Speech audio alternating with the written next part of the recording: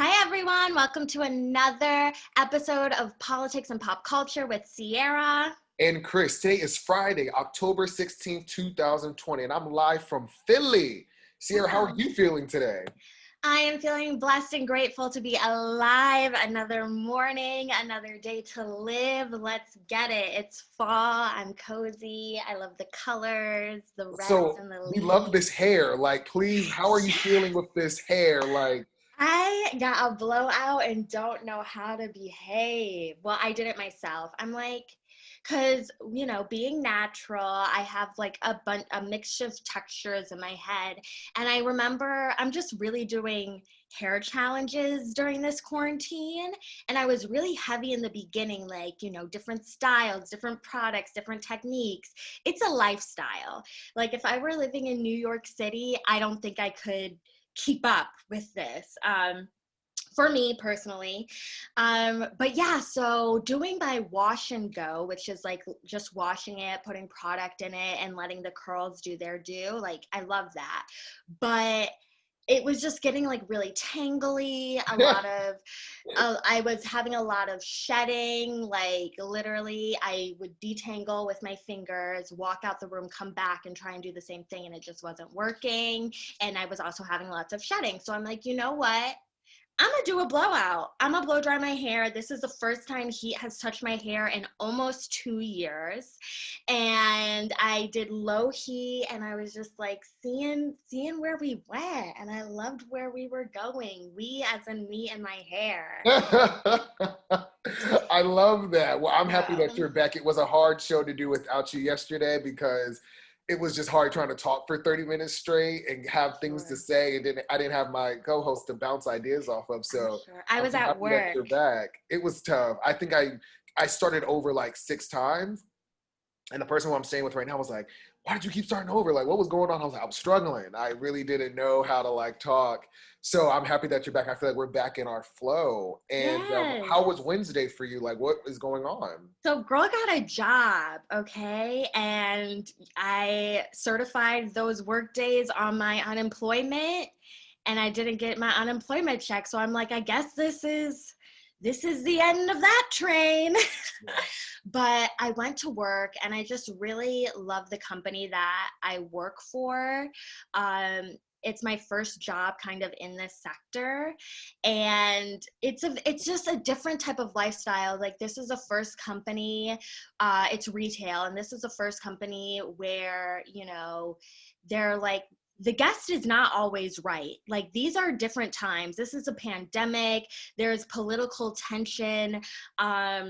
And you shouldn't have to take abuse here at your job. So if a guest is talking to you any kind of way, like if they're being disrespectful, like you don't have to take that for like your mental clarity and sanity. And I'm like, I'm here for it. I'm here for it. But just the customers that are coming in, just the people who I work with, just like-minded people. It's a good philosophy and good energy over there. And I'm just thankful and grateful that I've got this job during this time. I love that. I They have love a free hotline for like their employees to call if they need to like talk and work things out. I'm just like, wow, this is great. That's good. Well, congratulations on the new job. And I hope that you'll still be doing the show with me. We need to at least go until election day. Oh, for sure. Yeah, For sure until election day. we'll And depending on what happens during election day, I might be a whole new person. Same here. Election day last night, President Donald Trump and former Vice President Joe Biden held town halls. Donald Trump's took place in Miami, and Joe Biden's took place here, actually in Philadelphia. I was so mad I wasn't invited. I was like, I'm in the city. I should be there. They both took place at the same time because they were going to do their actual presidential debate, but after the board of debate said that it was going to be virtual, Donald Trump was like, I'm not doing a virtual debate. So they cancel it, and then they both decided to do town halls at the exact same time. It was very interesting. I was able to check out both of some of their arguments and what they said, and I don't think either one of them really did a phenomenal job. And actually, AP News fact-checked some of the things that the gentleman said last night. that I'd like for us to explore. For example, President Trump said during his town hall, when I see thousands of ballots dumped in a garage can and they happen to have my name on it, I'm not happy about it. AP News fact-checked that and said no one has seen that. Contrary to Trump's repeated baseless attacks on voter security, voting and election fraud is vanishingly rare. No cases involving thousands of ballots dumped in trash have been reported. What do you think about that, Ciara? What do you think about him trying to make people lose faith in our elections? I mean, this is the MO. It doesn't have to be on facts. You can just say anything, and that will instill fear, whether it's the truth or whether it's not.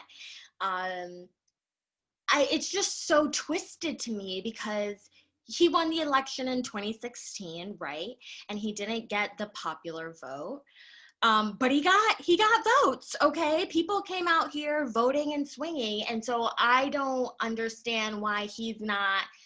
Well, I know why, but it's just like this tactic to not get people to vote. Like, what if this whole elderly population who was gonna vote for you, but by absentee ballot, now doesn't know what to do? Like, how are you not hurting your own chances here by enlisting this fear? I'd be interested to see. I do not think President Trump will get reelected. I don't see it for him at all. I'm looking at the polls. I'm looking at the pandemic. I'm looking at what I'm seeing on the streets. I'm having conversations with people. I just feel like he just has to do better. And I just feel like we're running out of time. We're about less than 20 days until Yeah. election. Like Yeah. it's down to the wire. So, have you sent in your absentee ballot yet? No. Okay. I Voted. filled it out though. It took me like a minute. My ballot was 3 pages long. Yeah. There was lots of stuff on there, lots of people. I definitely had to do my research. I am voting straight ticket. So that, was half of the fight. But then as far as the nonpartisan section, I'm like, who are these people? Who are the conservatives? Who are, the libs and all that stuff? And I found great resources online specific for my county, just like, oh, like, here's where these people went to school, here's what they're running on, and all of this stuff. So it took me a minute, and also going through the different bills, and They were called levies on my ballot. Levies. okay, Mhm. they call them propositions. Okay. Yeah, so there's like prop this, prop the number. So that was pretty interesting, and one of them said like, do you want the police to have a warrant to search your online, your internet history, internet browser history? And I'm just like, yes, you need a warrant. Like, huh? Are Wow. we really voting for things like this? You need a warrant to search my house? And you're gonna need a warrant to search my computer. So I'm just like, wow, like these are things that they're really leaving up to the people, as they should. It's a democracy, but it's just like you think you might have these rights, but then after election you might not. That's a really good point. I think also make sure that you are doing your research. You not just go in there blind on election day. Go online, find a sample ballot like I did, and do your research and take notes so you know what you're doing. Really, really good point. Another thing that was said during the town halls that AP had to fact check was, Joe Biden has got a lot of pushback because of the crime bill of 1994. And so he said during the town hall, the crime bill itself did not have mandatory sentences except for two things. It had 3 strikes and you're out, which I voted against in the crime bill. AP fact checked that and said that's misleading.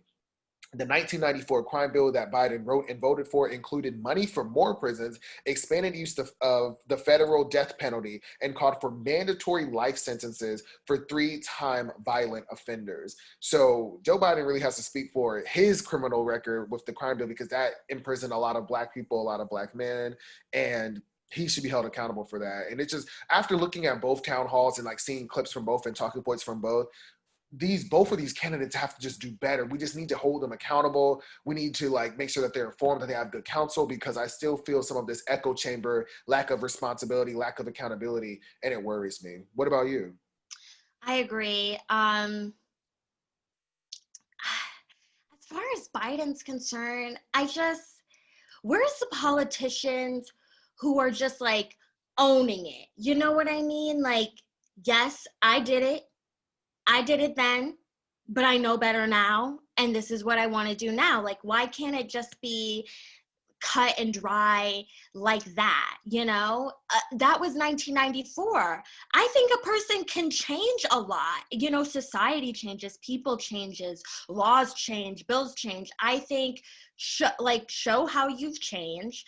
Kamala Harris was one of the first prosecutors to establish, I'm gonna mess up the word, but a re-entry program, like for ex-felons to not go back into prison, like kind of like a First Step Act, but in California before Donald Trump. So it's like they're doing things how they think they should be done for the collective as a whole of America. Great. And I think when it comes in terms to who we can work with as citizens, it's who do you want to work with? The president works for us. So who do you want to employ to this office? Like, who's going to listen to you? Who's going to really be fighting for you? Yeah.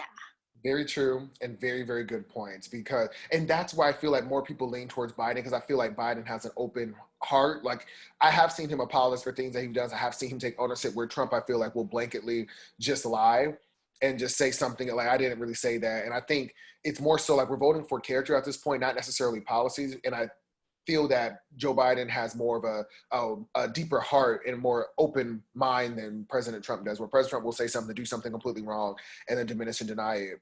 Where Joe Biden, I've seen him kind of say, like, I was wrong for that. And I like that about him.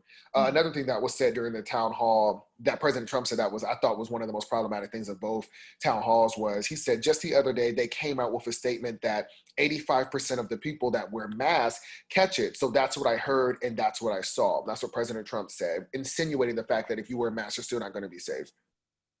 AP fact-checked it and said the CDC study did not find that 85% of mask wearers catch COVID-19. It found that 85% of the 150 COVID patients surveyed reported that they had worn a mask often or always around the time they would have been infected. I think any type of anti-mask rhetoric and any type of conversation not trying to abhor to CDC guidelines is really dangerous. And that has been one of the biggest flaws for me in regards to President Trump's administration, is their handling of the virus. And I do think that had there not been a coronavirus, Trump would have got reelected. But I think the way that he handled this COVID issue is really a turnoff for a lot of people, myself included. What do you think? Yeah, absolutely. I 100% agree. And it's just like, he didn't even say whether he believed it or not, It's like, I'm just gonna say whatever, and then you all decide if you want to believe it or da da da da. But then it's like, but what do you believe, And he's retreating like conspiracy theories, and it's like, it's for the people to decide. And it's like, but what are you doing, sir? It's like gaslighting, and I'm just over it. I didn't even watch the town halls last night, because it's like, did you learn anything new? No, it's kind of the same talking points, but you and I are so immersed in the politics, so it's the same thing. Yeah. Yeah, like there's nothing was revealed that was like new. That was like, whoa, I didn't know that. I mean, the conversation about QAnon. Are you familiar with the QAnon conspiracy theory? It's kind of like Pizzagate in the fact that like pedophilia and Yeah, and they didn't weird. condemn it. Yeah, he didn't condemn. He was like, I don't know. I'm like, how do you not know that? But that was the only thing. I never heard much about that before, but it was the typical same talking points that we've heard all election cycle. I feel like if you watch the conventions, and if you've watched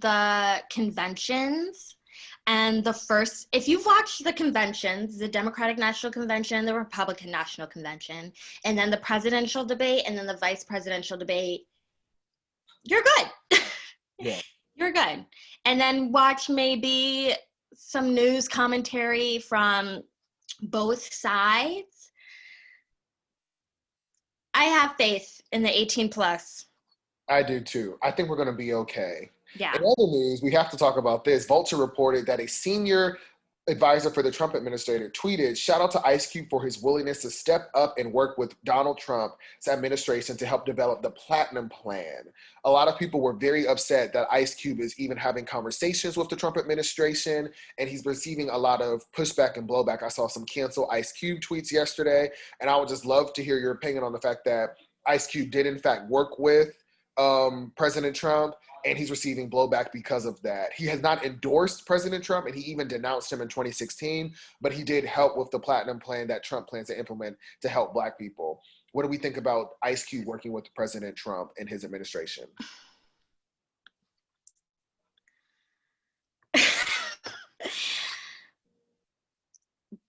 He can do it. I mean, I just honestly, I don't think anything is going to happen from it. I think these are headlines for the moment. I don't think one celebrity or person or president can really change or move the needle on the entire Black community. So have conversations. Black people have been having conversations with racist administrations, since Reconstruction, and, trying to work together and bring people together. And we're here now today in 2020. I don't know how me, poor little old me, is really going to be affected by them having a conversation. And that also led me to, okay, I had to really reflect, because I know you're like a super fan of like Mariah Carey. You like, these celebrities, you like them. And then I was like scrolling and Taylor Swift endorsed Biden. And so I was just really like reflecting on me, and I'm like, what celebrity, or like what person do I most admire? And if they came out and like endorsed Trump, I would be so upset, or if they decided to buy something or do something, then I would go and do that. I'm just really trying to think, like, who are those influences for me? And I couldn't come up with any. I have celebrities that I liked, but no celebrities that really have, no artists or celebrities that have really moved the needle as far as me thinking for myself, doing my own research. Yeah, I don't. Because I feel like it's important that we don't allow these celebrities to infiltrate our minds and influence us to do things.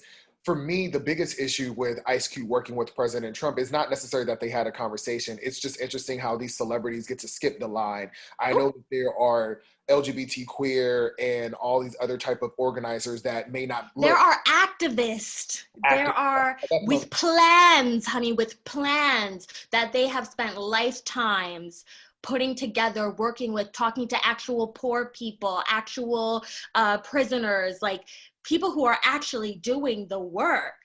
Continue. Correct. And so my point is that there's Black women and queer individuals that aren't these cisgendered, really popular celebrities that have been doing this work for a long time. So for Ice Cube to kind of skip the line and get to have a conversation with President Trump, it bothers me, because there's people that have been doing this work for years that are being cast away into the shadows. That's extremely problematic. That's a great point. It's also very reminiscent of Cardi B talking with Joe Biden. Like, we're going to critically think and be fair on both sides. We have to understand it's the same thing, how Cardi B gets to sit down with Joe Biden and go on IG Live when there's other intellectuals who aren't as popular or as famous or have that clout that get to have these conversations, and that's not fair. So for Ice Cube to kind of skip the line because he is famous, I've met Ice Cube. I know what he's like, and being in those spaces, he's very dominant. He's really strong. He's very cultured. I mean, I just recently bought an Ice Cube t-shirt the other day. Like, he's dope. He's smart. He's yeah, no one's saying he's not smart enough, you know what I mean? But my point is that he represents culture. Like, when people think of hip hop culture and that whole idea, Ice Cube would be one of the people that are put in the same conversation of like a Jay-Z, a 50 Cent, like someone who stood the test of time and been around for years, from NWA and Today Was a Good Day, all the way to Are We There Yet, all the way to Barbershop. Ice Cube is one of the most culturally influential Black men, I think, of our generation, of the times, because he has a career that's been around for a long time. So I feel like because of his clout, because of his celebrity, he skipped the line, and that's unfortunate. It's another point to also we have to discuss is that if these Black women and queer individuals had the opportunity to speak with Donald Trump, would they even take it? Because I remember there was a moment where President Trump asked for, like he said, has he met with Black Lives Matter organizers? He said, no one's asked me. I don't know how true that is, but I could see an activist not even wanting to have the conversation, because I know that there's people who are so polarized in their politics that don't even believe in having the conversation. So I think this issue is multifactorial and multifaceted, because one, we have a celebrity that is skipping the line and having a conversation that he necessarily isn't the most qualified to. Second, if the activists were even open or granted the opportunity to meet with President Trump, would they take it? And I hope the answer would be yes, even though some people think that even if you meet with Donald Trump, if you say Donald Trump's name, if you wear a Trump hat, you're out, you're canceled. And that is just what I don't like. Well, we've just been seeing this for the past 4 years. Steve Harvey, Kanye West, Kim Kardashian. He's talking to celebrities, he's talking to people, and what has happened? You know what I mean? And I've just been really thinking about reparations and what that looks like and what that is. And it's like, who is Ice Cube? Where is Ice Cube getting his information from? You know, I think Ice Cube has been a rich man longer than he's been a poor man, not taking away any of his lived experiences or who he might know, but it's like, are we going to see Donald Trump in the projects? You know what I mean? Like actually talking to people on welfare, you know, who aren't Christians. Are we going to see him in the Muslim community? Like, and it's like, it's been 4 years. Like, I don't understand why conversations still need to be had. You know what I mean? Or why now is the time where he might do something or might listen. In the formation back in 2015 when he decided he was going to vote, or whenever he thought about running for president. Like, it's just like the black people are just the last ones to be thought of in politics, and it's so frustrating. Yeah, and then it's like when we run for office, you know, this left, right, center, voter suppression, all these things, all these factors to try and really break in there and get in the room. Yeah. But go for it. I ain't mad at it. You know, it ain't hurting me directly. Ice Cube can talk to whoever he wants to talk to. What do you think about cancel culture? Do you feel like we should cancel Ice Cube? Do you think we should cancel anyone? What are your thoughts on cancel culture? I watched a great video. I love to watch rants on YouTube, especially like Black women just like going in on like certain topics. And I watched As Told by Kenya, and she talked about cancel culture. And she basically said, cancel culture doesn't even really exist, okay? It is a made up thing that fans or people on social media have created a community around. These rich celebrities, they're not getting canceled. The only people who can cancel them are the people who are signing their checks and giving them work. And that's not, you know, all of us with Twitter fingers on Twitter. You know what I mean? We're not really moving the needle any. Tory Lanez still released an album, right? They're still working. They still have all their platforms. They still have all of their power. And so I think this is just, you know, momentary emotional releases for fans to kind of rally together to cancel somebody on social media. You know what I mean? So let's all get together. Let's cancel this person. Let's talk about how they're awful, they're terrible. Maybe we'll unfollow them, but probably not, you know? And it just doesn't matter. And then we forget about it next week. You know what I mean? And they continue on doing whatever they're doing, creating their art because they're really unaffected. While we're all still, you know, working our 9 to 5, still in the same exact position we're in. Like, what do we gain by canceling anybody? By taking someone's job, by not letting them apologize or accept apologies or grow? Like, what does that do for us as consumers, for us as fans? I don't think it really does anything. So I'm not a fan of cancel culture. The law will cancel Tory Lanez. The law will cancel R. Kelly. Like, yeah, that's what I think. Really good points. I like that. That's really good. I'm not a fan of cancel culture either because I also believe in humanity. I also believe in someone saying something offensive and then apologizing for it. I think when people apologize, you have to acknowledge it. You have to at least hear people out. I think human beings are human and they make mistakes. Nobody's perfect. It's Right. also frustrating when you have people that put themselves out there to be seen, to be heard, and then people who don't criticize those that do without any type of reconciliation or conclusion. I think that's not fair. And I think we should all try to aim to be fair people. We should try to hear people out because we all are flawed. So I'm not with cancel culture at all. Yeah, and it's just like I've said many of offensive things, you know what I mean? I've lost friends, you know, but I've learned, I've grown. Hopefully they've learned, they're grown, because nobody wants to keep that in their life, you know? And I'm like, what you're practicing on Twitter and in this social media sphere, practice it in real life. You know, if you're going to cancel the famous pedophiles and rapists, you need to check your local sex offenders list as well and cancel the ones that are in your neighborhood as well. You need to call out, you know, all the sexual harassment you see on the micro level as well. Like, really examine your life and the people who are directly with you and figure out ways to hold them accountable just as you hold celebrities accountable.